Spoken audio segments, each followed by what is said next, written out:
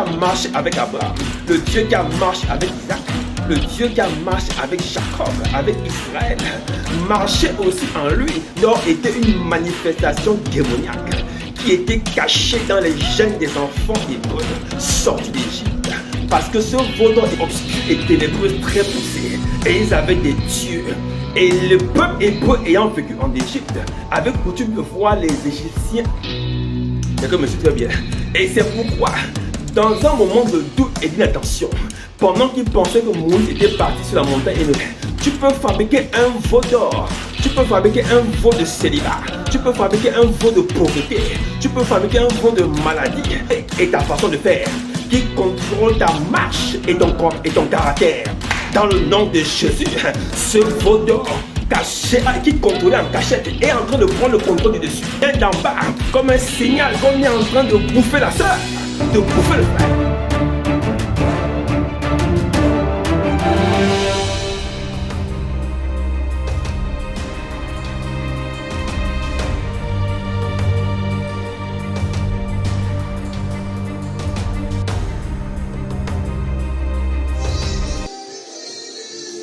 Shalom, shalom, bonsoir.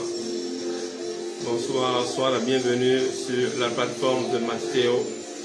Nous sommes dans la joie de te recevoir ce soir et nous savons que notre Seigneur est fidèle. Connais-tu Dieu est le thème de notre deuxième partie de foi et croyance. Alléluia. Alors, je voudrais que tu sois connecté, que tu connectes ta famille, tes frères et sœurs. Connecte dans tes groupes de partage sur WhatsApp, Facebook, Twitter et ainsi de suite. Parce que ce soir, nous allons communier par la grâce de Dieu dans les mystères de sa parole. Et nous allons rendre toute la gloire à Dieu. Premièrement, Seigneur, merci parce que tu te tiens à nos côtés dans ces moments. Tu as dit, voici, je serai avec vous jusqu'à la fin des temps. Merci Seigneur parce que par ta puissance, par la révélation de ta parole, tu nous éclaires et tu nous donnes de l'intelligence. Nous voulons recevoir ce soir, Seigneur, de ta part, non pas des massages, mais des messages spirituels capables de nous relever, de nous édifier, c'est-à-dire de nous bâtir de l'intérieur. Nous voulons voir nos vies être propulsées dans la dimension de la foi par l'esprit de foi que nous professons. Nous voulons, Seigneur, que notre foi jaillisse du fin fond de nos cœurs pour affirmer notre identité, affirmer notre nature, affirmer notre véritable personnalité en Christ Jésus. Nous voulons ce soir par ta parole, Seigneur, qu'un homme et une femme soient totalement transformés, que leur vie ne soit plus jamais la même. Au nom de Jésus. Nous savons que par ta parole et après ce programme, ce que tu n'as pas planté sera déraciné. Au nom de Jésus. Amen. Amen. Amen. Wow, wow. Glory be to our God. Sois béni, toi qui es connecté. Et ceux avec qui tu partages, nous sommes dans des temps glorieux, dans des temps particuliers d'enseignement. Nous allons par la grâce du Seigneur parcourir sa parole encore pour en recevoir des mystères, pour en recevoir l'intelligence, c'est-à-dire le logos, le verbe. Alléluia. Alors nous acclamons le Seigneur très fort, nous bénissons son Saint-Nom, nous pouvons pousser des cris de joie parce qu'il est merveilleux, parce qu'il est bon, parce qu'il est un grand Dieu. Et surtout parce qu'il est fidèle. Il a démontré sa fidélité en ce que quand toi et moi étions encore pécheurs, il nous a sauvés sur la croix. Par son sacrifice expiatoire, il a cloué tous les actes et les ordonnances qui subsistaient encore contre toi et moi. Et par cela, nous savons qu'aujourd'hui, nous sommes plus que vainqueurs en Christ Jésus. Amen, amen, amen. Alors ce soir, nous sommes dans notre deuxième partie de foi et croyance. Amen, amen. Ce thème est un thème assez lourd. Nous sommes dans une thématisation qui a pour ambition et pour objectif de faire jaillir ta foi. Amen, amen. Plusieurs enfants de nous ont vu la dernière fois vivent dans une foi matérialiste et matérialisante. C'est-à-dire la foi telle que nous la connaissons aujourd'hui est beaucoup plus assise sur des résultats matériels, sur des résultats palpables, sur le fait que notre attachement à Dieu serait lié à notre bien-être. Alléluia. Et le bien-être et les résultats qu'apporte ce bien-être sont présentés comme la foi, comme les résultats de la foi. Alléluia. Nous voulons ce soir, par les Saintes Écritures, apporter une dimension de compréhension de ce que c'est que réellement la foi et quelle est son opposition par rapport à la croyance. Amen, amen. Nous allons pour cela faire quelques études précises afin que tu puisses en comprendre le sens. Alléluia. Ce qu'il faut comprendre déjà, c'est que, effectivement, l'on a vu la dernière fois, c'est que le chrétien est souvent attaqué, critiqué, jugé dans ce qu'il est traité de paresseux, de feignant, de personnes qui n'ont aucune vision de la vie. Alléluia. Pourquoi? Parce qu'il va à l'église. Plusieurs personnes pensent qu'aller à l'église pour être capitalisé autrement, en travaillant, en faisant autre chose. Alléluia. Mais laisse-moi te dire une chose, il n'est pas certain que ceux-là qui critiquent ou critiquent ta foi, ou critiquent ton attitude, ou critiquent ta participation dans une assemblée locale chrétienne, soient eux-mêmes exemples d'une participation dans un temple quelque part. Je m'explique. Il n'est pas sûr que celui qui juge ta participation à un culte, lui-même ne participe à un culte. Amen, amen. C'est à vérifier. Alléluia. C'est à vérifier. Parce que nous savons, vous et moi, que plusieurs personnes qui sont, soi-disant, sont athées, passent des heures et des jours, parfois dans des lieux bizarres, font des voyages pour rencontrer des personnes, se déplacent, vont voir des personnes, se déplacent dans des forêts, se déplacent dans des milieux bizarres, des fois même dans leur localité, se déplacent de quartier en quartier pour rencontrer des dizaines de bonnes aventures, pour rencontrer des soi-disant divins qui peuvent donner à travers leur art divinatoire une image de leur destin. Alléluia. Et ces gens payent des fortunes pour accéder à cette connaissance. Amen, amen. Et ces gens mettent des jours, des heures et patientent des journées entières pour être reçus par ces personnes. Mais quand ils te voient aller à l'église, ils se moquent de toi. Alléluia. Laisse-moi te dire, ce qui est caché va être révélé au nom de Jésus. Amen, amen. Il y a des gens qui dorment dans des temples, qui sont en connexion avec des gourous, même par téléphone aujourd'hui, mais qui, naturellement, tu as l'impression qu'ils ne vont à aucun endroit, mais participent activement à la progression des œuvres des ténèbres, mais veulent te faire croire que toi, tu perds ton temps. Laisse-moi te dire, mon frère, ma soeur, il n'y a pas deux camps à choisir sur la terre. Il y a un seul camp que tu dois choisir. C'est le camp de la vie éternelle. C'est le camp de la vie éternelle. Laisse-les discourir. Laisse-les parler. Laisse-les avancer leurs arguments. Laisse-les donner leur argumentation. Laisse-les dire ce qu'ils ont à dire.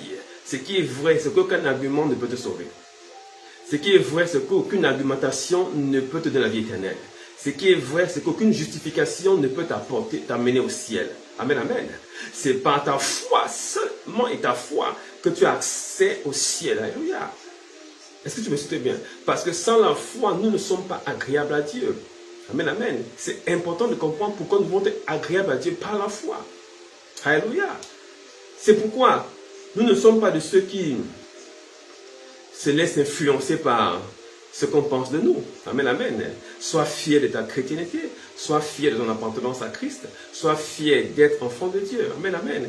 Ne te laisse pas circonscrire, limiter par ton appartenance.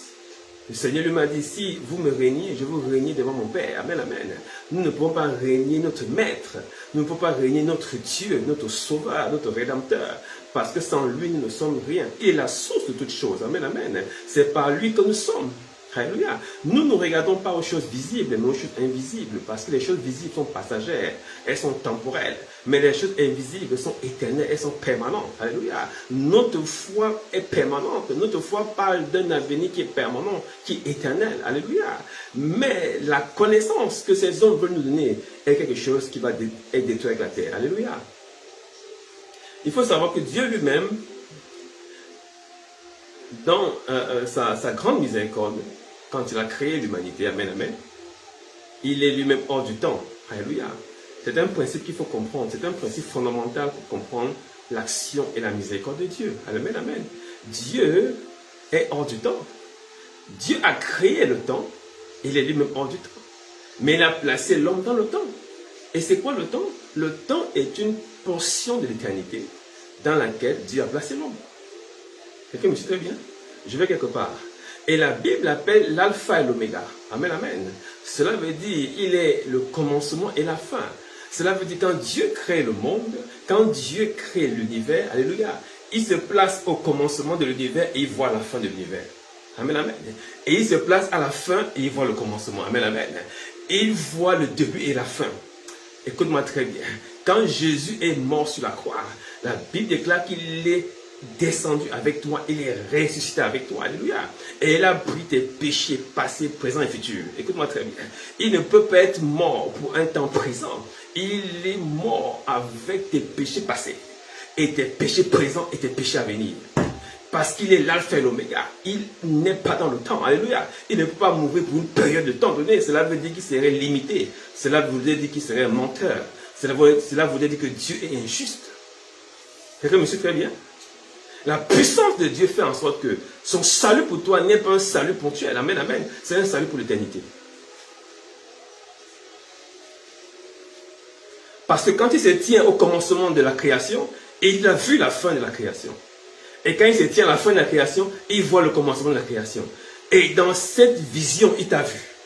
Alléluia. Il t'a vu. Et quand il t'a vu, il a dit, je ne laisserai pas ma fille, je ne laisserai pas mon fils être enterré par le péché. Je viendrai le sauver parce que j'ai tant aimé le monde que j'ai donné mon fils unique afin que quiconque croit en lui ne périsse point mais qu'il ait la vie éternelle. Il a pensé à toi. C'est pourquoi te voyant depuis la fin des temps, il a observé tes mouvements. Il a décidé de venir sur la terre pour prendre tes péchés. Laisse-moi te dire, cette connaissance produit l'amour.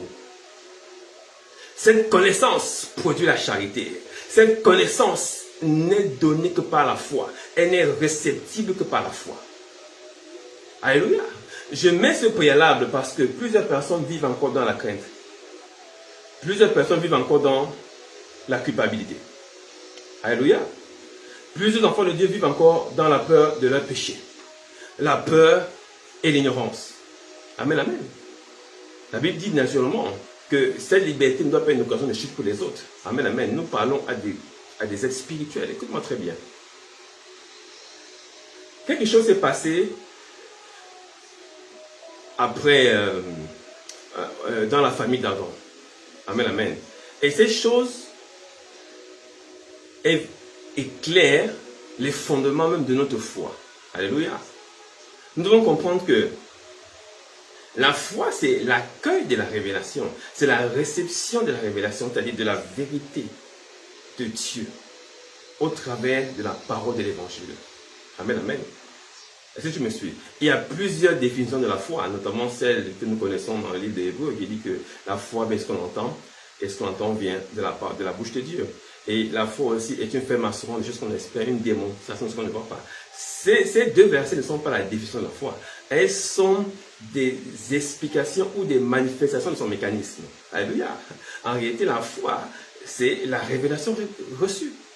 Amen, amen. Quand tu reçois la révélation, amen, amen, de la parole de Dieu, alors par la grâce, la foi est donnée. Pourquoi? Parce que nous sommes sauvés par la grâce, par le moyen de la foi. Amen, amen. Qui est un don de Dieu. Amen, amen. Alors quand tu reçois la révélation qui est exprimée dans la prédication, excuse-moi si je suis un peu lourd, quand la prédication est exprimée, cette prédication, alléluia, transporte avec elle la foi. C'est pourquoi s'il n'y a pas de prédicateur, il n'y a pas de foi. Alléluia. Écoute-moi très bien. Par contre, ceux qui sont assis sur la croyance sont ceux-là qui recherchent encore la révélation. C'est-à-dire, ils croient, ils savent des choses, ils savent que, mais ils n'en ont pas la révélation. Je veux pousser aujourd'hui le bouchon à notre dimension pour que tu comprennes exactement ce qui se passe. Ceux qui ont la croyance ont une expérience religieuse. Ce sont des gens qui... Il n'y a pas longtemps, un frère me posait la question de savoir, mais pourquoi quand on prie, on ne doit pas toujours faire... vous savez, le système de prière que nous connaissons tous, on doit faire d'abord la repentance, par notre péché, inviter le Saint-Esprit, le sang de Jésus, ainsi de suite, ainsi de suite. Et tous les chrétiens font cela. Je ne peux pas dire que c'est mauvais de prier, mais cette façon de faire devient maintenant religieuse. Alléluia. Parce qu'elle est sans révélation, elle est sans intelligence. Est-ce que vous comprenez? Toute action spirituelle, entre guillemets, qui n'a pas la révélation en background est de la religion. Que tu me suis? Si tu poses des actes en tant que chrétien et que tu n'en as pas la révélation scripturale écrite dans les versets bibliques, alors tu es dans la religion. Oh, quelqu'un ne me comprend pas très bien. Si tu passes ton temps à refaire le même cérémonial, je demande pardon à Dieu, sang de Jésus, Saint-Esprit descend. Déjà, demander au Saint-Esprit de descendre. Je ne sais pas où est-ce qu'il va descendre parce qu'il est déjà en toi. Vous voyez? Nous pratiquons toutes ces erreurs par habitude, mais nous ne sommes pas dans la foi. Nous sommes dans les actes de religion, étant à l'église. Amen, amen. Nous avons souvent tendance à se moquer des autres que nous voyons dans les grandes chapelles en disant qu'ils sont des religieux. Mais il y a plus de religieux dans l'église de Réveil que dans l'église de nos cousins. Amen. Pourquoi? Parce que les gens sont devenus dogmatiques. Les gens n'ont pas l'intelligence éclairée et n'ont pas la révélation. Ils n'ont pas la révélation. Pourquoi? Parce qu'une foi qui n'est pas basée sur la révélation n'est pas la foi. C'est de la croyance. C'est une connaissance. Amen. Nous allons voir ça aujourd'hui. Amen, amen. Comment est-ce que cette connaissance se manifeste dans nos vies? Regardons d'abord quelque chose se passe avec Abel et Caïn dans le livre de Genèse chapitre 4. Amen, amen.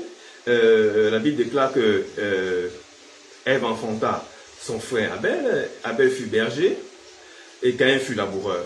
Abel fut berger et Caïn fut laboureur. Écoutez très bien cette histoire. Au bout de quelques temps, Caïn fit à l'Éternel une offrande des fruits de la terre. Et Abel de son côté fit une des premiers-nés de son troupeau et de leur graisse.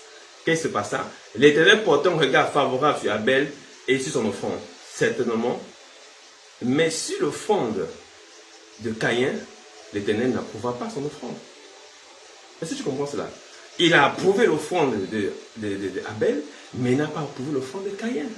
C'est une question qui soulève beaucoup d'interrogations pour beaucoup d'enfants de Dieu, qui parfois se demandent, mais pourquoi est-ce que Dieu a été injuste? Qu'est-ce qui s'est passé? Amen, amen.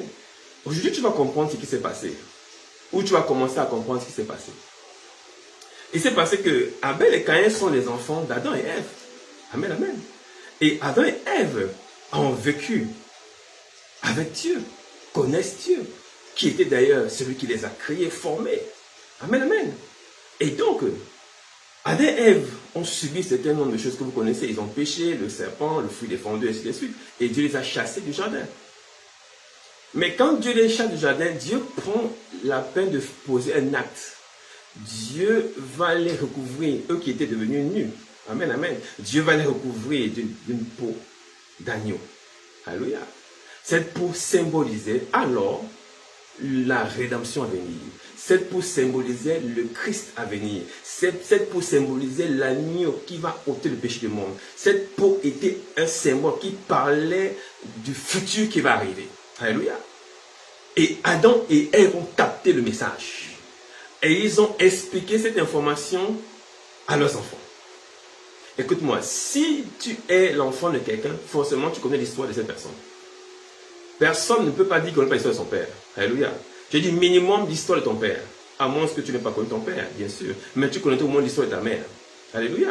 À moins que tu n'aies pas connu ta mère, mais tu connais au moins l'histoire d'un grand frère à côté. Tout le monde connaît l'histoire d'un aîné, d'une source. Parce que tout le monde veut s'identifier à une source. Tout le monde veut rechercher d'où il vient. C'est pourquoi on cherche à savoir. Papa, tu viens d'où? Maman vient d'où? Papa, tu étais comment? Que faisais-tu? On cherche à savoir. Alors, naturellement, Abel et Caïn ont eu ce débat avec Adam. Comprends-moi très bien ce que je suis en train de dire. C'est très profond ce que je dis. Ça fixe ta foi. Alléluia. Et dans ce débat, Adam leur a expliqué qu'ils avaient péché. Papa Dieu les a chassés du jardin d'Éden. Mais il a pris son élève couvrir de la peau. Ce qui veut dire que Dieu a créé les offrandes animales. Quelqu'un me suit très bien? Parce que pour avoir une peau, il faut forcément sacrifier l'animal. Tu me suis très bien? Donc, cette offrande, cet habillement que Dieu a donné à Adam et Ève était le symbole de que Dieu a apprécié l'offrande animale. C'est pourquoi plus tard, dans la vie et la loi lévitique, on va appliquer de façon continuelle la loi des sacrifices par des offrandes animales.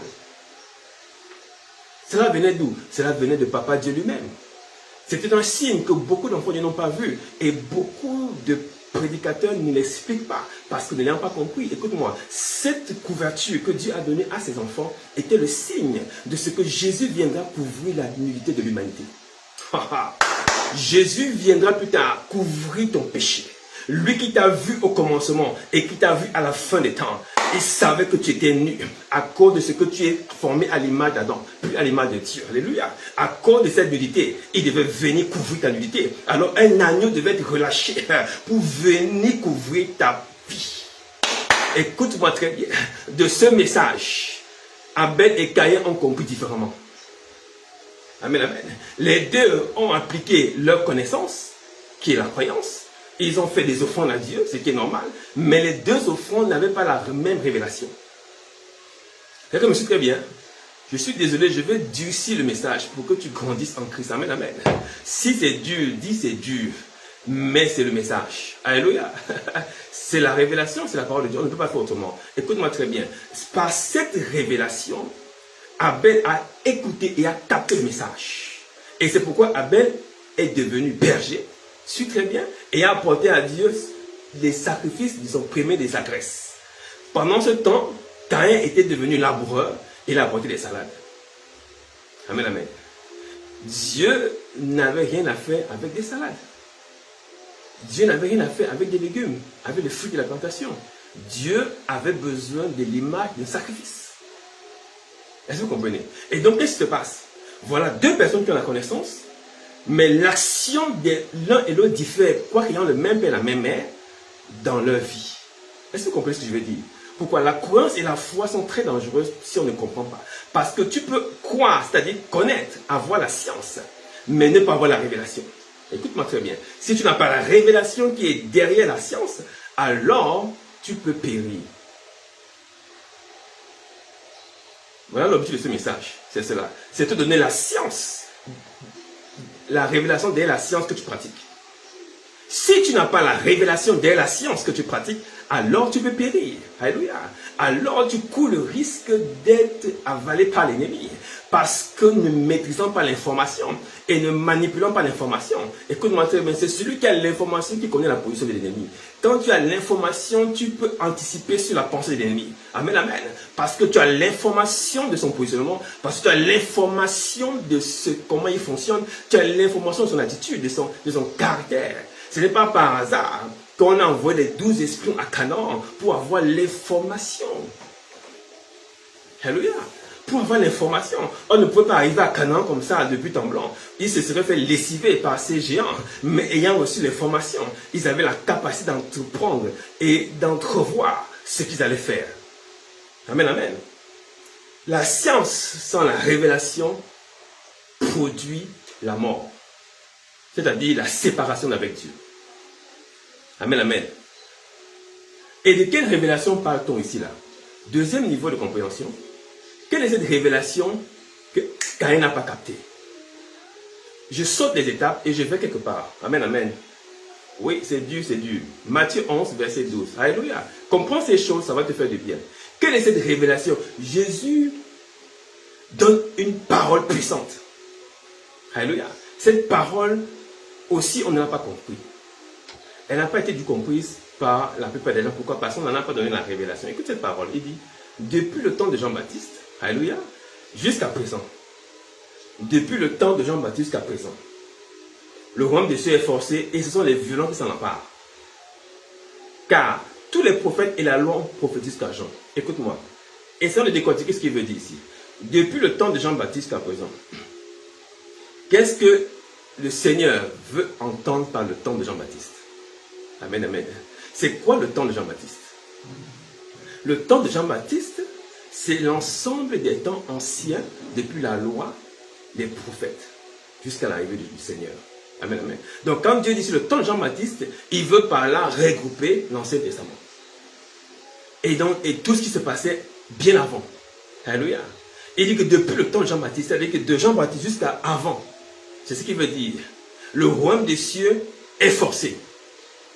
Mais, pour ce qui concerne maintenant, ce sont les violents qui s'en emparent. Amen, amen. Ce sont les violents, ceux qui s'en ont emparés. Il y a eu des violents avant le temps de Jean-Baptiste. Oui, il y a eu des violents. Et comme maintenant, nous sommes tous dans la violence. Parce que la grâce est arrivée. Alléluia. Écoute-moi très bien. Il précise sa pensée, il dit, car tous les prophètes et la loi ont prophétisé qu'en Jean.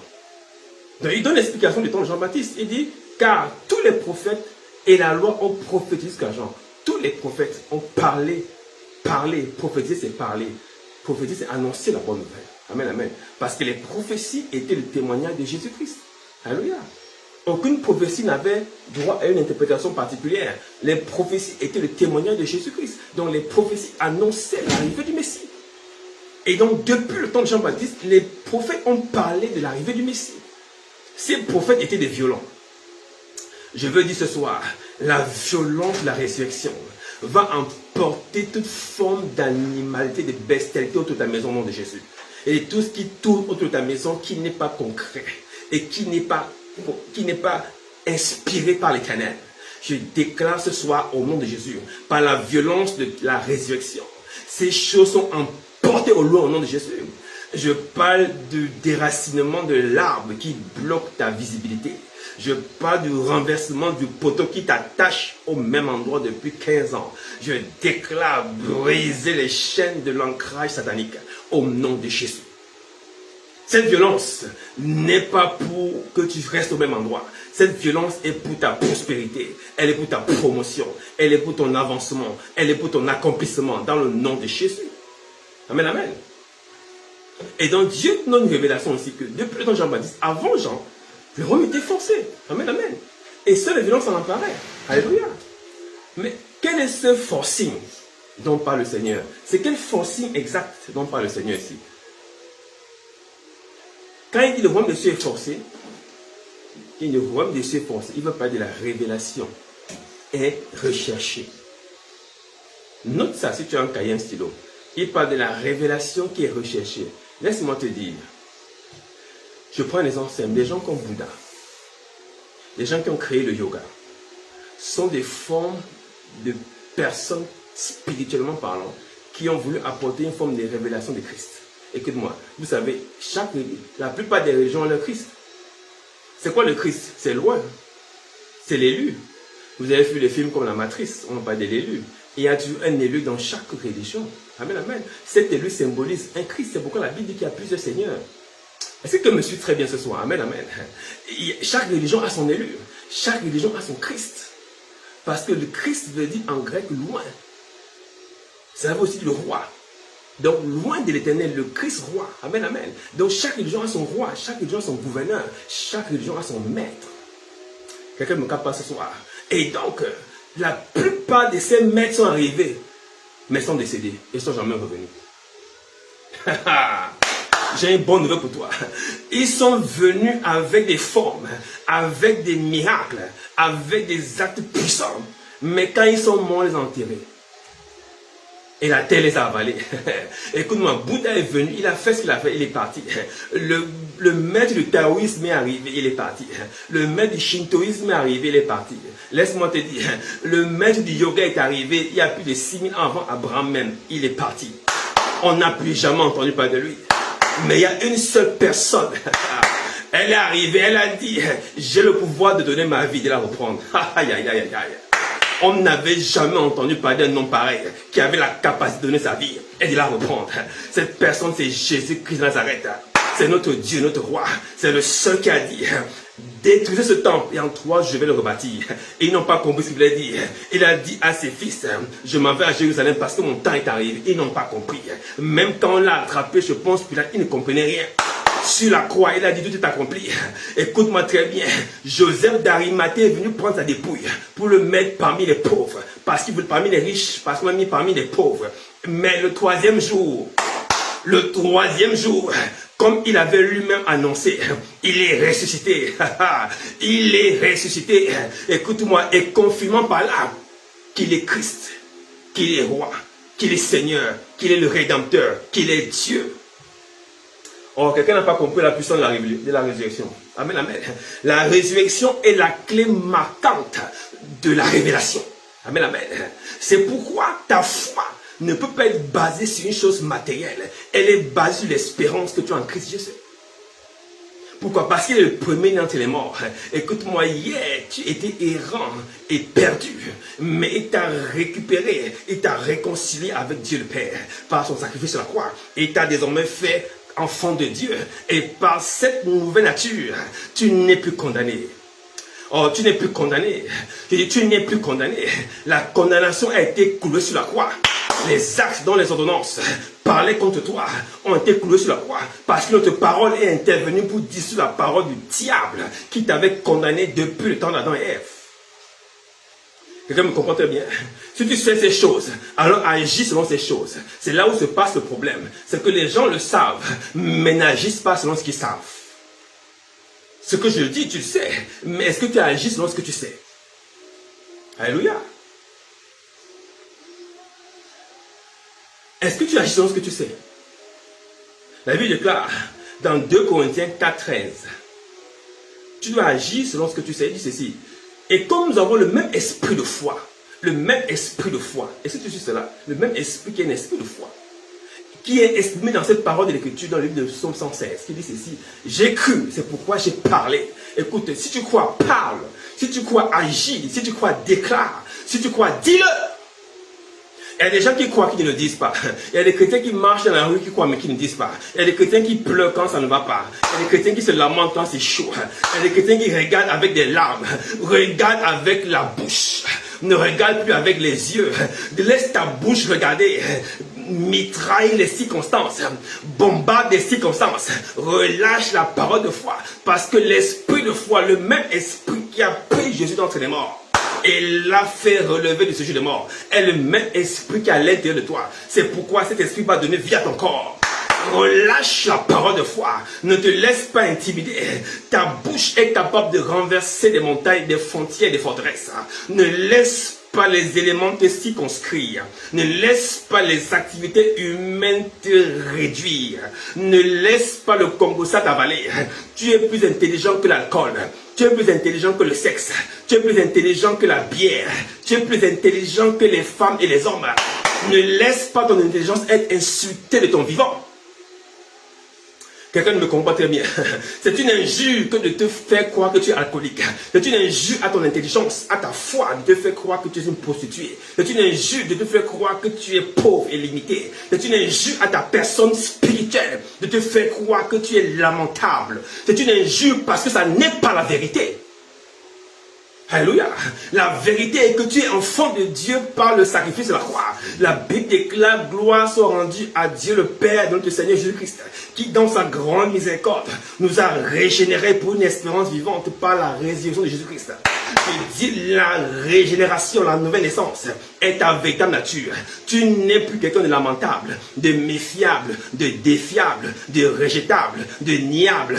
Tu es quelqu'un d'important en qui Dieu a mis son amour. Oh, peu importe ce que les hommes disent, peu importe ce que la nature dit, peu importe ce que les diagnostics médicaux disent, mais ce qui importe et ce pourquoi nous avons du respect, c'est ce que la parole déclare. Or, agis sur la parole, n'agis pas sur la connaissance, n'agis pas sur la croyance, n'agis pas sur ce qu'on te dit, n'agis pas sur ce que les gens, l'expérience des hommes, n'agis pas sur la pensée des hommes. Agis sur ce qui est éprouvé. La parole de Dieu a été éprouvée 7 fois comme le feu, mais leur expérience n'a jamais été éprouvée parce qu'elle n'a jamais sauvé quelqu'un. Or, il n'y a que la parole qui a sauvé un homme. Elle a sorti Jésus du tombeau. Elle te sortira du tombeau. C'est ça ton espérance. Tu ne mourras pas. La main de l'Éternel va traverser le cimetière. Laisse-moi te dire une chose. La résurrection nous explique une chose. C'est que ta vie ne s'arrête pas au cimetière. Oh, quelqu'un ne me suit pas très bien. Je veux te donner une information. Ne sais-tu pas que les morts ne payent pas les taxes? Kayaba Shandabo Shata. Est-ce que tu me suis très bien? Les morts ne payent pas les taxes. Dis-moi avance, j'avance. Alléluia. Les morts ne payent pas les taxes. Les morts ne payent pas les impôts. On ne prélève aucune forme d'imposition à quelqu'un qui est décédé. Laisse-moi dire, ta feuille fiscale, ta feuille salariale s'éteint avec ta mort. Si tu travailles quelque part et que tu es prélevé fiscalement, tu es prélevé socialement, tu es prélevé professionnellement, ces prélèvements s'arrêtent quand tu meurs. Quelqu'un ne m'a pas compris très bien. Cela veut dire une chose très simple. C'est que Satan te poursuit à la limite du cimetière. Amen, amen. C'est que ce que Satan peut faire, ça s'arrête au cimetière. Mais laisse-moi te dire, la Bible déclare que les portes du séjour de mort ne prévaudront point sur l'église. Ce qui veut dire que toi, les portes du séjour de mort ne peuvent pas te retenir. Ça veut dire que ta vie continue après le cimetière. Tu as une vie après la mort. Oh, ce monde ne peut pas traverser le cimetière. Mais toi, tu peux traverser le cimetière.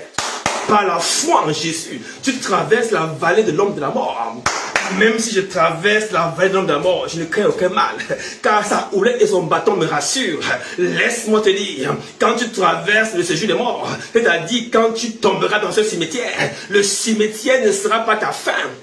Le cimetière ne peut pas t'arrêter. Les portes du séjour de mort ne peuvent pas te retenir. My God, Kayabo Shandaba, laisse-moi te dire, si tu n'as pas cette information, l'ennemi peut encore te manipuler. Paul a dit, mais je considère cette vie comme une boue. Qu'est-ce que c'est que la vie devant la vie éternelle? Ne te laisse pas mépriser, n'injurie pas ton intelligence spirituelle. Les hommes peuvent te retenir, le monde peut te retenir, la mort peut même te frapper, mais la mort n'est pas la fin d'un violon. Les violons traversent le séjour des morts, les violons traversent l'Hadès, les violons traversent le séjour des morts, les violons ne sont pas arrêtés, ne sont pas limités, ils traversent la mort, car la main de l'Éternel, le bras étendu de Dieu, a traversé la mer avec le peuple hébreu. C'est-à-dire, quand ton tour arrivera de retourner vers ton Père, écoute-moi très bien, le bras de l'Éternel va t'accompagner et traverser ce chemin de mort. Tu n'es pas limitable. C'est pourquoi tu dois marcher avec fierté et orgueil. N'aie pas peur de la mort. C'est-à-dire, n'aie pas peur de tout ce qui peut t'amener à vouloir t'arracher la foi. Menace-les par la parole. Déclare la parole. Ne te laisse pas influencer. Oh, ta connaissance peut se limiter. Ta connaissance peut produire l'orgueil. Ta connaissance peut te ralentir. Écoute-moi très bien. Amen, amen. Nous allons quelque part. Randaba, Shandabosh. 1 Corinthiens 8:1 déclare ceci. Quelque chose d'important. Quand j'ai découvert ça, j'étais vraiment étonné. Il dit ceci. Pour ce qui concerne les viandes, c'est-à-dire Paul vient régler un problème à Corinthe. Les viandes sacrifiées aux idoles, doit-on les consommer? Est-ce que ces viandes, on doit les manger? Amen, amen. Paul répond à cette question. Il dit ceci. Pour ce qui concerne les viandes sacrifiées aux idoles, écoute-moi très bien. Nous abordons une deuxième partie de la connaissance basée sur la révélation. J'ai dit quoi au début? Toute connaissance qui n'est pas révélée produit la mort. Pour ce qui concerne les viandes sacrifiées aux idoles, nous savons, nous, que nous avons toute la connaissance. Paul précise d'abord, nous avons la connaissance. Et il dit bien, si quelqu'un croit savoir quelque chose, il précise, si quelqu'un croit savoir quelque chose, il n'a encore rien connu. Parce qu'il est préférable qu'il soit connu de Dieu. Amen, amen. Il précise bien, mais si quelqu'un aime Dieu, celui-là est connu de lui. C'est-à-dire, Dieu veut que nous le connaissions d'abord lui, avant de connaître quelque chose. Est-ce que tu me suis? La connaissance de Dieu est supérieure à la connaissance de ces choses. Amen, amen. Et j'avance, tu vas comprendre quelque chose. Il dit ceci. Nous savons. Amen, amen. Il dit, pour ce qui est donc de manger des viandes, verset 4, sacrifié aux idoles, nous savons qu'il n'y a point d'idole dans le monde. Waouh! Nous savons, il n'y a pas d'idole dans le monde. Mais ce savoir n'est pas une connaissance scientifique. Ce savoir n'est pas une connaissance qui vient d'une forme d'expérience humaine. Ce n'est pas un discours humain qui parle ici. Cette connaissance, c'est la foi. C'est la révélation. Nous savons qu'il n'y a pas d'idole. Écoute-moi, je vais te rassurer ce soir. Si tu sors de ta maison et tu vois une poule qu'on a jetée par terre avec du sang, écrase, nettoie tes chaussures, avance. Est-ce que quelqu'un est choqué ce soir? Si tu vois qu'on a mis du sable, on a mis du sel sur ton fauteuil au bureau, nettoie et installe-toi. Amen, amen. Pourquoi? Parce qu'il n'y a point d'idole dans le monde. C'est pas moi qui déclare. C'est Paul qui le déclare, c'est la Bible qui le dit. Nous savons, nous, les violents, les enfants du royaume, qu'il n'y a pas d'idole dans le monde. Mais cependant, il met une clause à ce point. Il dit ceci. Car s'il est des êtres qui sont appelés Dieu, soit dans le ciel, soit sur la terre, amen, amen. Comme il existe réellement plusieurs dieux et plusieurs seigneurs, il confirme. Néanmoins, mais cependant, pour nous, nous qui sommes des enfants de Dieu, nous qui sommes ceux qui avons reçu la vie éternelle, nous savons, pour nous savons qu'il y a un seul Seigneur, Jésus-Christ, par qui sont toutes choses et par qui nous sommes. Ces idoles-là, c'est Jésus qui les a créés. Ces seigneurs-là, c'est Jésus qui les a créés. Ces dieux-là, c'est Jésus qui les a créés. Toutes ces choses-là sont en Christ. La Bible déclare que par qui sont toutes choses. Et quelqu'un ne me comprend très bien. Ces choses que tu vois là, c'est Dieu qui les a créées. Écoute-moi très bien. Mais dans la création, il y a la hiérarchie. Oh oh! Dans la création, il y a une hiérarchie. Nous sommes les premiers-nés. Quelqu'un n'a pas compris quelque chose.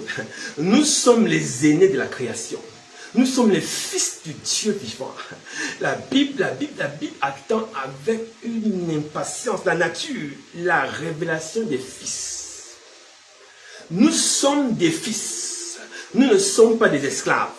La Bible dit que le fils est dans la maison, mais l'esclave n'est pas tout dans la maison. Nous sommes de la maison, nous sommes appelés les gens de la maison de l'Éternel. C'est pourquoi, écoute-moi très bien, une idole est en dessous de mon niveau hiérarchique spirituel. Oh, qu'elle n'a pas compris. Un mouton sacrifié n'est rien devant un fils de Dieu. Une chèvre sacrifiée n'est rien devant un fils de Dieu. Écoute-moi très bien. Ton rang auquel tu appartiens est un rang supérieur. La Bible déclare dans Colossiens 2,15, tu as été translaté, transféré dans le royaume de son amour. Écoute-moi très bien. Tu es assis dans les lieux élevés. Tu n'es pas assis ici. Tu n'es pas là où je te parle. C'est ta chair qui est là où tu es en ce moment. Si tu es sur un fauteuil dans ton salon, ta chambre, c'est ta chair qui est là. Mais spirituellement, tu n'es pas là. Écoute-moi très bien. Ta position n'est pas de ce monde. Oh, comprends la révélation. Quand tu comprends la révélation, tu agis différemment. Alléluia. Est-ce que tu comprends ça? Il n'y a pas d'idole. Mais il précise dans le verset suivant, verset 7. Mais cette connaissance, il veut dire cette révélation. Cette connaissance n'est pas chez tous. Tout le monde n'a pas la révélation. Nous allons tous à l'église, mais nous n'avons pas tous la révélation. Nous allons tous à l'église, mais nous n'avons pas tous la révélation. Nous lisons la Bible, mais nous n'avons pas tous la révélation. Nous jeûnons et prions, mais nous n'avons pas tous la révélation. Amen, amen.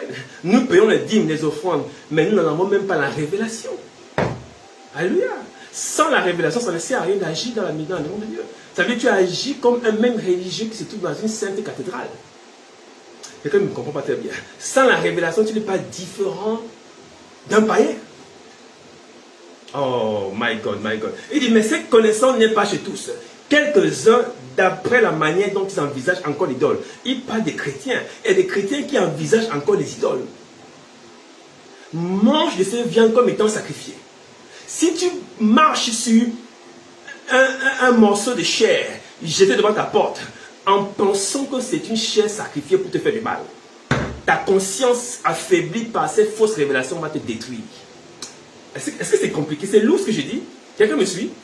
Si tu me suis, dis moi je suis docteur. Amen, amen. Il dit ceci. Mais quelques-uns d'après la manière dont ils envisagent. Il y a des gens qui envisagent encore des fantômes. Il y en a qui envisagent encore des dictengous. Il y en a qui envisagent encore des formes de malédiction. Il y en a qui envisagent encore des esprits qui viennent dans leur chambre les bousculer. Il y en a qui envisagent encore ça avec beaucoup de peur et de frayeur. Il y en a qui fuient devant les toits d'araignée, devant toute forme d'animosité, d'animalité. Il y en a qui ont encore peur de certains symboles qu'ils voient dans les endroits. Il y en a qui envisagent encore qu'une peau de panthère peut être le symbole. Ça ne veut absolument rien dire. Je veux te choquer et renverser le faux raisonnement que tu avais. Amen, amen. Alléluia. Quand tu vas à un décès, on dit après le retour du cimetière, on doit se déchausser, on doit laver les pieds, laver les mains. Toutes ces cérémonies ne servent absolument à rien. Elles n'ont aucune révélation, sinon ce n'est que la mort, la séparation. Est-ce que tu me suis très bien? Amen, amen. Tu peux arriver quelque part, tu arrives dans une maison, tu vois un triangle de franc-maçon. Tu dis, oh, cette maison est comptée par un franc-maçon. Laisse-moi te dire, le triangle est fait avec une matière de la terre. C'est un morceau de bois qu'on peut casser. Je m'en fous de son triangle. Je m'assois dans son salon et je parle avec lui. Son triangle ne peut absolument rien me faire. Parce qu'il n'y a rien derrière la franc-maçonnerie. Oh, quelqu'un ne m'a pas compris. Si tu fuis encore des gens passés dans la franc-maçonnerie, passés dans des loges, dans des sectes, c'est que tu n'as rien compris. Amen, amen. Ce sont eux qui vont plus te recevoir chez eux, parce qu'ils vont savoir que tu connais la vérité. Écoute-moi, ceux qui envisagent encore ces aliments comme étant sacrifiés aux idoles, écoute ce qu'il dit. Il dit, leur conscience qui est faible en est souillée. Leur intelligence, je t'ai dit tout à l'heure quoi, ne laisse pas qu'on insulte ton intelligence.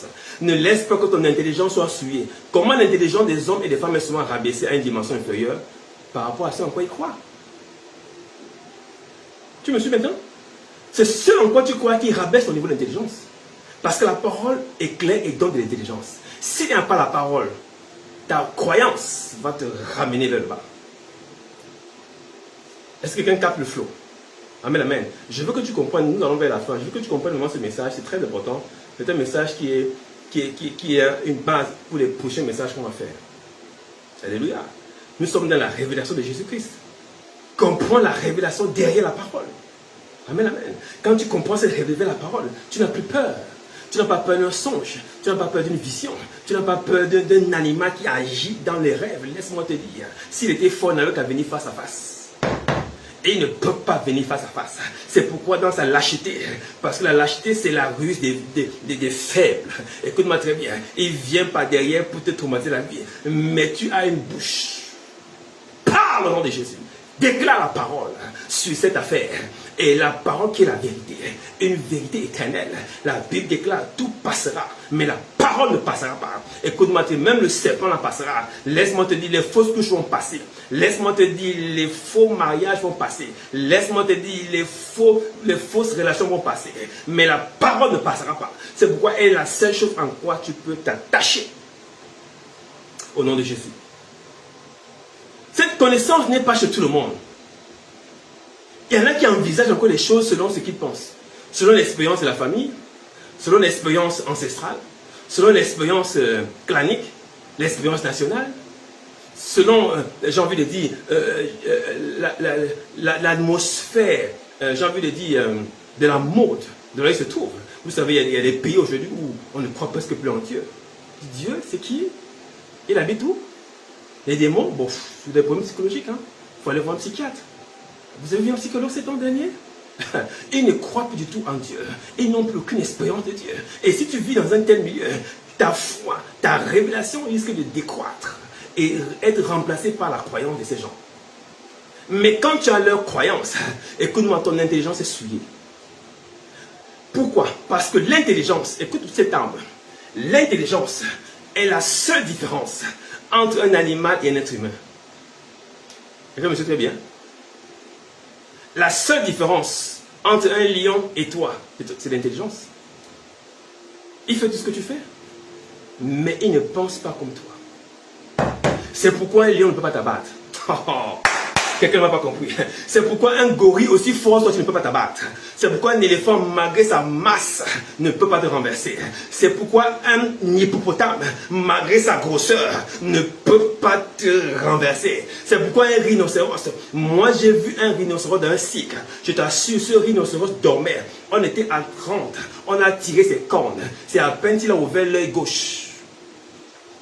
C'est pour te dire la masse de cet animal. Écoute-moi très bien. Un rhinocéros, aussi mastodonte qu'il peut être, ne peut pas te renverser. Pourquoi? Parce que tu as l'intelligence.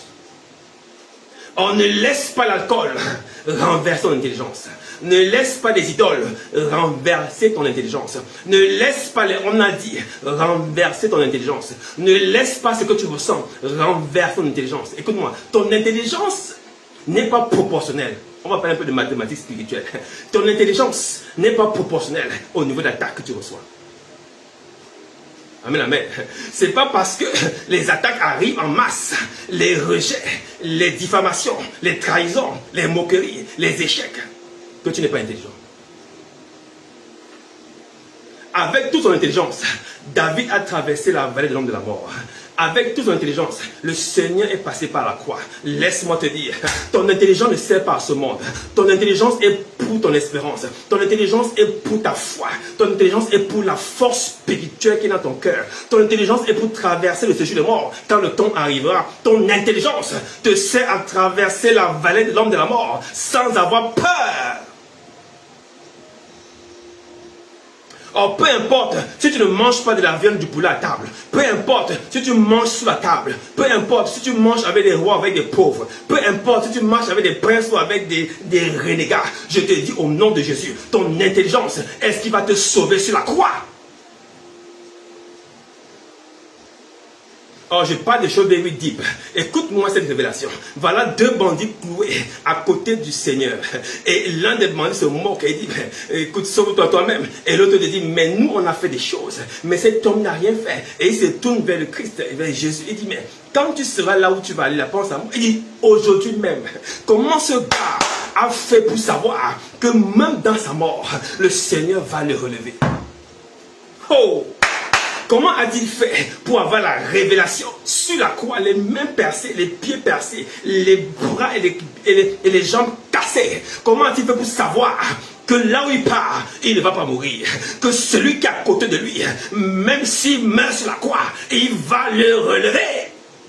Il a été dit à Caïn, si tu agis bien, tu relèveras la tête. Si tu as la foi, tu relèveras la tête. Si tu crois en moi, Dieu le Père, tu relèveras la tête. Je veux dire à un homme, à une femme ce soir, si tu crois en Dieu, si tu as la foi en Jésus, il a dit, croyez en Dieu et croyez en moi. C'est moi que Dieu le Père a envoyé. Alors Dieu va relever ta tête où? Du séjour des morts. Et prophétiquement parlant, avant qu'il te relève du séjour de mort, il va te relever sur la terre. Il va te restaurer dans la faveur des hommes. Il va te restaurer dans la faveur familiale. Il va te restaurer dans la faveur nationale. Il va restaurer tes finances. Il va restaurer ton activité. Il va restaurer ta vie. Laisse-moi te dire, tous ceux qui ont suivi Jésus auront des frères et des sœurs au centuple. Oh, ne te laisse pas décourager. Je dis ce soir, je sens le Saint-Esprit en train de brûler mon corps. Écoute-moi très bien. Ce bandit sur la croix a une révélation que peu d'enfants de Dieu depuis 15 ans n'ont pas reçue à l'église. Comment a-t-il pu savoir? Quand j'ai compris ça, j'ai dit, waouh, comment ce gars a fait pour comprendre? Ce sont 6 livres en 2 minutes. Il a compris toute la Bible en 2 minutes. Jésus est mon sauveur, point barre. Je n'ai pas besoin de savoir. Paul a dit, je ne veux rien savoir d'autre que Jésus-Christ et Jésus-Christ crucifié. Le reste ne m'intéresse pas. Je ne veux pas savoir. Parce que quand je serai au séjour des morts, quand je serai devant le tombeau, vous ne pourrez plus rien faire pour moi. Vous ne pourrez plus rien faire pour moi. Et il n'y a que lui seul qui a la capacité, puisqu'il est déjà revenu au séjour des morts, de pouvoir me relever. C'est pourquoi même dans la vie, ne marche pas avec des gens qui n'ont jamais réussi. Et il n'y a qu'une personne qui a déjà réussi qui peut te montrer le chemin du succès. Il n'y a qu'une femme mariée qui peut te parler du mariage. Il n'y a qu'un homme marié qui peut te parler du mariage. Écoute-moi, ne va pas demander conseil des célibataires. Ne demande pas conseil à tes anciens amis, fut-tu tes meilleurs amis. Même si vous faites la maternelle à l'université ensemble. Même si vous vendez au marché ensemble. Même si vous avez dormi à une époque au village ensemble. Cette personne n'ayant pas ta même situation sociale ne peut rien te dire.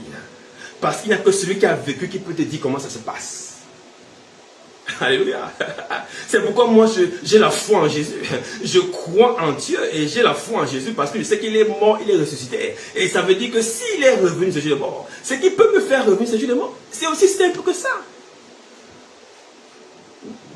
C'est pourquoi vous voyez, en peuple de Dieu, nous avons du travail. Nous avons du travail. Nous avons des âmes à conquérir. Parce que c'est une affabulation que certaines personnes se lèvent pour dire nous avons le salut de notre côté. Alors que nous savons que leur Christ, leur maître, est mort et enterré quelque part. On n'a jamais vu revenir. Mais le nôtre, il y a plus de 25 600 documents qui attestent de la résurrection du maître. Et les gens s'obstinent à croire que la chrétienté ou alors la relation avec Dieu est une fausse chose. Laisse-moi te dire, tout ce que tu vois sur la terre se dérouler, c'est à cause de Jésus-Christ. Avançons. Amen, amen. Avançons un peu. Alléluia. Est-ce que tu es là? Kayabo Shanda. Je prie pour ton nom de Jésus. Que la révélation embrasse ton cœur comme un feu. Que la révélation embrasse ton cœur comme un feu. Qu'elle brûle toute forme de forteresse qui s'est levée face à la révélation de Jésus-Christ. Au nom de Jésus. Amen. Est-ce que tu sais, alléluia, que nous avons une destination? Dans 1 Pierre 1:3 que je citais tout à l'heure, nous avons été régénérés pour une espérance vivante par la résurrection de Jésus-Christ. 1 Pierre 1:3 pour un héritage. Pour un héritage. Amen. La foi ne parle pas d'un destin. La foi parle d'une destination. Quelqu'un me suit très bien. Le destin est ton séjour sur la terre, ce que tu as fait sur la terre. Amen. Mais ton destin ne peut pas te sauver. Alléluia. La foi parle d'une destination. C'est pourquoi la Bible déclare, si tu penses savoir quelque chose, alors tu ne sais absolument rien. Parce que la seule chose qu'il faut connaître, c'est comment faire pour traverser la fête qu'on appelle le cimetière. Écoute-moi, la question la plus cruciale de la vie d'un être humain sur la terre, c'est la traversée de ce jeu de mort. Qu'on ne vous dise pas n'importe quoi. Amen, amen. Tu peux être multimilliardaire en dollars, comme en CFA. Tu peux être PDG. Tu peux être directeur, président, ministre, président. Écoute-moi très bien. Mais la chose par laquelle tu vas passer et par laquelle tout le monde va passer, c'est la mort. La mort est puissante. Amen, amen. Tu as déjà vu comment une personne décédée est allongée sous une... comment on appelle encore cette truc-là? Une chapelle ardente. Elle est vivante, mais elle n'est plus là. La mort est puissante. Tu comprends ça? Mais une personne qui a défié la mort, cette personne c'est Jésus-Christ, mon frère, ma soeur. Quand tu as cette révélation, l'ennemi recule. Il recule pourquoi? Parce qu'il n'a plus de versets alignés devant toi. Comme il a reculé devant Jésus au désert. Il recule parce que tu as la révélation de ton identité. Quelqu'un me suit bien? Ta destination, c'est le royaume. Ta destination, c'est auprès du Père. Il a dit, je m'en vais auprès du Père vous préparer une place. Car il y a plusieurs demeures dans la maison de mon Père. Il y a plusieurs demeures dans la maison de mon Père. Ça veut dire que tu as une destination. Tu as un héritage. Amen, amen. Cet héritage dépasse ton destin. Même si tu es affublé de titres sur la terre, ces titres mourront avec toi sur la terre. Mais tu renaîtras au ciel dans une dimension spirituelle. C'est pourquoi pendant que tu es vivant, prépare ton retour. Ne te laisse pas influencer. Amen, amen. 1 Jean 3:3 dit ceci. Il dit ceci. Quiconque a cette espérance en lui se purifie. Oh, oh. L'espérance, écoute-moi, l'espérance te purifie comme lui-même il est pur. Qu'est-ce que cela veut dire? Quand tu as la révélation qui est l'espérance, est-ce que tu comprends très bien? Par la croyance, par la connaissance de ces choses-là. Amen, amen.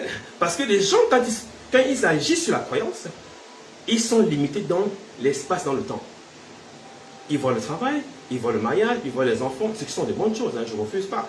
Mais leur foi est limitée dans l'espace, dans le temps. Mais ceux qui ont la foi en Jésus, leur vision dépasse les bornes matérielles et humaines et va au-delà du voile. Et ce sont ces gens qui se purifient. Pourquoi? Parce que l'espérance, la révélation produit la séparation. Quand tu as la révélation, Dieu te sépare. Quand tu es quelqu'un de révélé, Dieu te sépare. Quand tu cherches la révélation, Dieu te sépare. Écoute-moi. Quand tu as la révélation, Dieu te sépare. Quand tu es quelqu'un de révélé, Dieu te sépare. Quand tu cherches la révélation, Dieu te sépare. 3 domaines. Regardez cette nuit qu'Éthiopien. Il cherchait la révélation, Dieu l'a séparé. En envoyant Philippe auprès de lui. Et Philippe lui a expliqué, interprété les versets bibliques. Par cette révélation, il est rentré en Éthiopie étant une autre personne. Dieu l'a séparé. Regardez la femme samaritaine. Quand elle a rencontré Jésus au puits, elle est devenue évangéliste. Dieu l'a séparée. Quand tu as la révélation, Dieu te sépare. Dieu te sépare de la pauvreté. Dieu te sépare de la limitation. Oh, est-ce que quelqu'un me suit ce soir? J'ai dit ce soir, Dieu est en train de séparer. Je vois des cordages et détacher des reins d'un homme et d'une femme. Écoute-moi très bien. Je vois des cordes dures comme des lassos en train de tomber, comme des lianes de la forêt. C'est en train de quitter ton bassin. Je dis, quand tu as la révélation, Dieu te sépare. Parce qu'on ne peut pas arrêter la révélation. Quand tu as la séparation, Dieu te sépare. Quand tu es quelqu'un de révélé, Dieu te sépare. Quand tu cherches la révélation, comme là où tu es assis dans ce moment, parce que tu cherches à capter la révélation.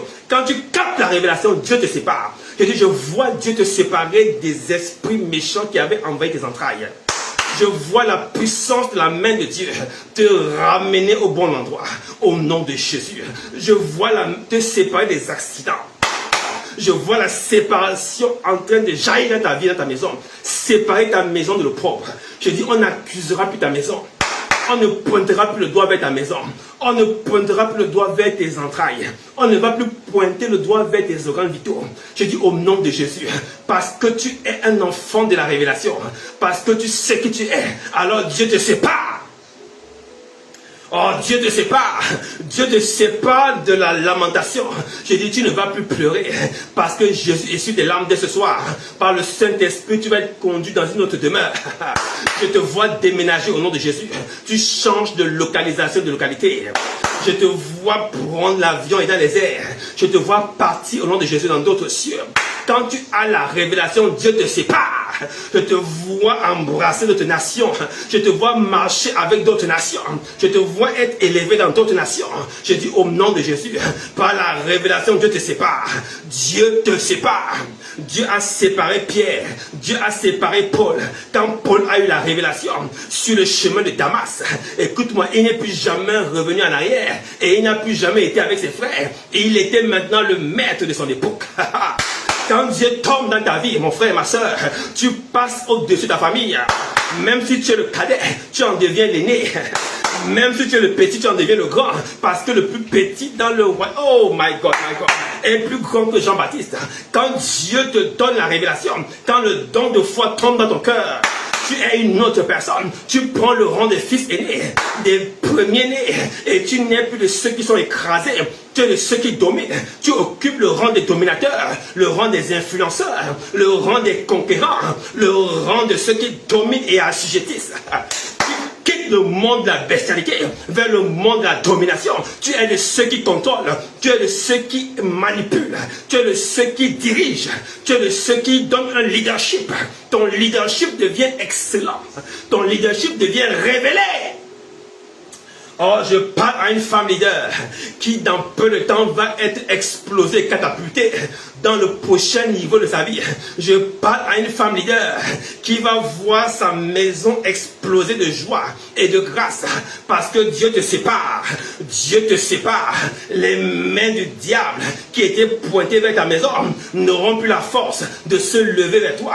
Quand ils voudront lever la main, l'ange coupera la main parce que ta maison est une maison révélée. La Bible déclare, tu es une ville sur une montagne éclairée et tu éclaires la cité. On ne peut pas mettre une lampe allumée sous une table, mais on la met sur la table afin qu'elle éclaire les gens dans la maison. Écoute-moi, l'éclairage du boisseau, de la lampe qui est sur le boisseau ne peut pas être arrêté par un homme. Ce n'est pas un éclairage humain, ce n'est pas un éclairage physique, ce n'est pas un éclairage scientifique, c'est un éclairage spirituel qui vient du cœur de la personne. Quand tu es une personne révélée, tu es une lumière, tu es un phare et tu illumines ta génération. Jesus. Est-ce que quelqu'un reçoit la prophétie ce soir? Quand Dieu te donne la révélation, il te purifie. Il te purifie de la maladie. Il te purifie de toute forme de diagnostic médicaux. Il te purifie des faux médecins, des fausses opérations chirurgicales. Il te purifie de toute forme de maladie chronique. Je condamne le diabète dans ton corps. Je condamne les cellules pancréatiques à redémarrer maintenant. Tout parent dans ta famille qui a été frappé de diabète, je condamne le diabète et je déclare que les cellules pancréatiques redémarrent. Ce qui ne produisait pas l'insuline recommence à produire l'insuline. Je le déclare au nom de Jésus. Je parle de tout parent hypertensif dont l'hypertension avait limité le fonctionnement, la performance, le travail, les finances. Je dis maintenant les vaisseaux sanguins recommencent à pomper le sang normalement. Tout ombrage à la circulation du sang est éjecté et sort par la sueur et sort par les huiles. Radabo Shadakayaba, dans le nom de Jésus, je le déclare parce que la révélation de l'intelligence que tu as reçue va éclairer et séparer ta maison. Oh, écoute-moi très bien, à cause de Corneille, qui a fait des dons et des offrandes, et dont la révélation est arrivée par Pierre, il a reçu Saint-Esprit, à cause de ça, sa maison s'est séparée des autres maisons. Quand la révélation arrive, Dieu te sépare. Oh! Amen, amen. La deuxième chose que fait la révélation purifie ton intérieur. Amen, amen. Nous allons vers la fin. La révélation purifie ton intérieur. Écoute-moi, 2 Corinthiens 4:16. C'est pourquoi nous ne perdons pas courage. Oh! Et lors même que notre homme extérieur se détruit, les attaques, les injures, les moqueries, les maladies, les échecs, notre homme intérieur se renouvelle de jour en jour. Par quoi? Par la parole. Il s'agit de l'homme intérieur, pas de l'homme extérieur. Écoute-moi bien. Car nos légères afflictions, j'aime trop cette phrase, 2 Corinthiens 4:17. Car nos légères afflictions du moment produisent pour nous, les afflictions du moment présent produisent pour nous, au-delà de toute mesure, un poids éternel de gloire. Ça veut dire que les afflictions que tu subis en ce moment sont pour élever ton niveau de purification. Et tu me suis bien. Pourquoi? Parce que par les afflictions, tu te rapproches davantage de Dieu, dans la connaissance de Dieu. Écoute-moi, il y a un renouvellement intérieur par le Saint-Esprit qui te conduit et qui t'annonce la bonne nouvelle. Enfin, pour terminer, l'espérance produit un ancrage. Et le renouvellement intérieur, c'est la même chose quand on parle de nouvelles créatures. On voit ça dans Jacques 1:8. Il nous a engendrés selon sa volonté, par la parole de vérité, afin que nous soyons quelque sorte de prémis de sa créature. Le renouvellement intérieur fait de toi une nouvelle créature. Tu n'es plus condamné. Tu n'es plus condamné. Quand tu as la révélation, la condamnation ne marche pas. Ne vis pas comme quelqu'un qui est condamné. Oh, la maison de mon père, la maison de ma mère. Tu n'es pas condamné. Tes frères peuvent être condamnés, mais toi tu n'es pas condamné. Tes cousins peuvent être condamnés, mais toi tu n'es pas condamné. Pourquoi? Parce que tu marches par la foi. Tu ne marches pas par la vue. Amen, amen. Tu n'es pas au niveau de la connaissance de ce qu'on a condamné les gens. Parce que tu sais que dans la famille, on faisait des initiations. Dans la famille, on appartenait à certains rituels. Dans la famille, on était dans certaines choses. Tu as cette connaissance-là. Mais si tu crois que cette connaissance est quelque chose, alors ça va te souiller l'intelligence. Oui, la famille a fait ce qu'elle avait à faire. Je n'en suis pas responsable. La famille a fait ce qu'elle pouvait faire à son niveau, à son époque. Je n'en suis pas responsable. Mais moi, arrivé à mon époque, et j'ai reçu Jésus dans ma vie, je ne suis plus comptable de ce que la chenille a fait. Amen, amen. On ne peut pas rendre le papillon comptable de ce que la chenille a fait. Ce qui s'est passé est passé. Ils étaient encore des chenilles. Ils ne savaient absolument rien. Mais moi, j'ai la charité dans mon cœur. J'ai la connaissance. Et j'ai la foi. Et je déclare, ce qui s'est passé avant n'a pas d'influence. Ce qui influence ma vie, c'est la révélation. C'est comment j'agis par rapport à la révélation. Amen, amen. Hébreux 6:19, pour terminer. Cette espérance, écoute-moi très bien. Quand Dieu met cette espérance dans la Bible, il parle de la révélation. De la connaissance de Dieu. La connaissance de Jésus-Christ. Connaître Jésus-Christ, c'est une bénédiction. Au-delà de toute mesure, l'intelligence est renouvelée. Je te dis, ce qui fait la différence d'un animal et d'un homme, c'est l'intelligence. Comprends cette phrase. Un jour, on va expliquer ça. Cette espérance, nous la possédons comme une encre de l'âme, sûre et solide. Elle pénètre au-delà du voile. Je veux dire à quelqu'un ce soir, alléluia, l'espérance que tu as est comme une encre qui pénètre, elle est sûre et solide. Et c'est ce qu'on appelle une encre. Sûre et solide, elle pénètre au-delà du voile. C'est-à-dire dans le royaume des cieux. Le voile, c'est quoi? C'est le voile qui empêche d'accéder au royaume des cieux. La limite humaine, aucun être humain ne peut accéder là-bas. Alléluia. Mais l'espérance que nous avons, nous a déjà fait asseoir dans les lieux élevés. Par l'espérance que nous avons en Christ Jésus, nous sommes déjà assis au-delà du voile. Vous avez compris ça?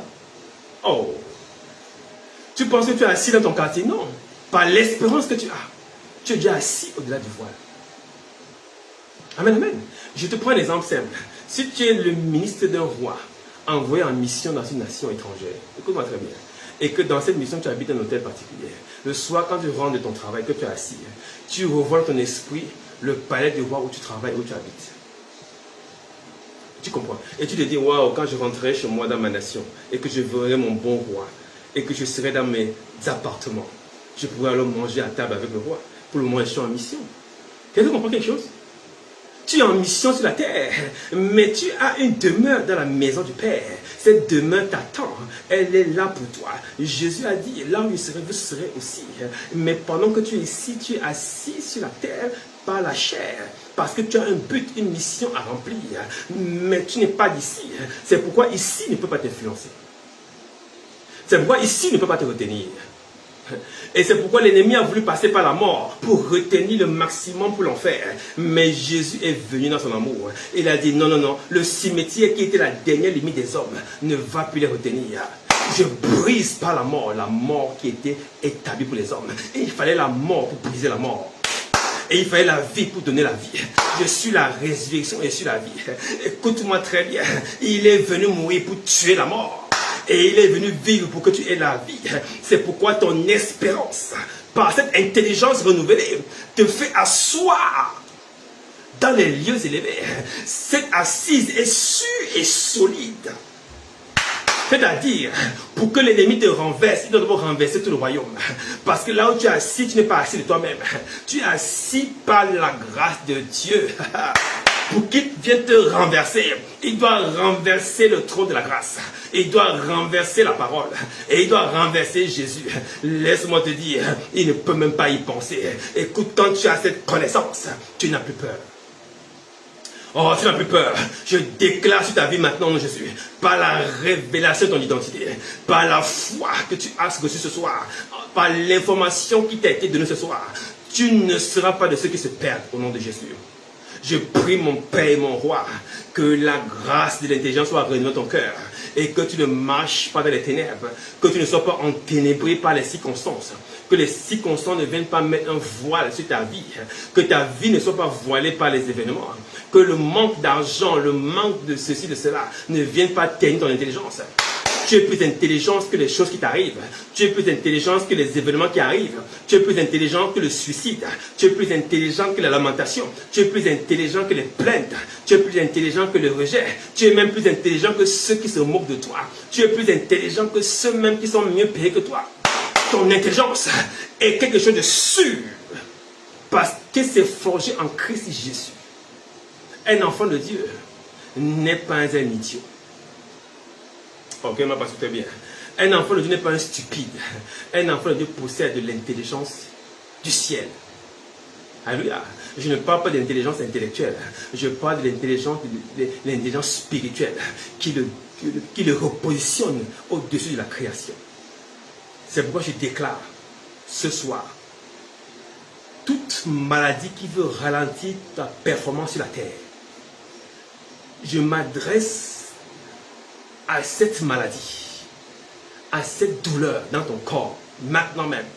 Je dis, toi douleur, toi événement, toi corruption, ayant attaqué la chair de mon frère et de ma soeur, je m'adresse à toi. Écoute-moi très bien. Dans le nom de Jésus, ce frère et cette soeur ont encore des performances à réaliser sur la terre. Elle a encore des avancées à effectuer. Elle a encore des promotions à remplir. Elle a encore des missions à faire.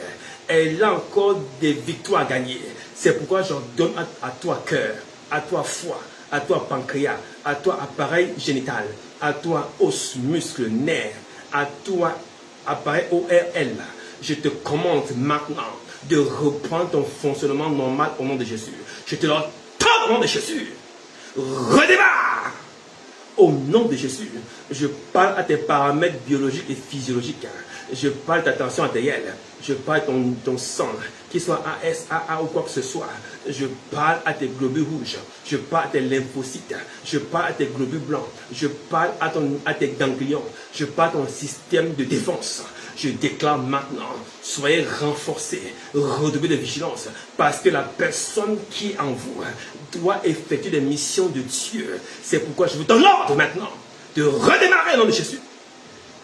Je parle au temps et aux circonstances, parce que mon Dieu est l'alpha et l'oméga, et il me donne l'autorité et le pouvoir de parler au temps et aux circonstances. Je parle à une soeur qui est célibataire, à un frère qui est célibataire. J'ordonne au temps et aux circonstances maintenant de se rassembler en sa faveur. Je leur donne au nom de Jésus, parce que cette soeur, ce frère a des choses à faire dans un foyer. Elle a besoin d'avancer dans sa vie. Je déclare maintenant temps et circonstances. Alignez-vous en sa faveur. Je leur donne au nom de Jésus.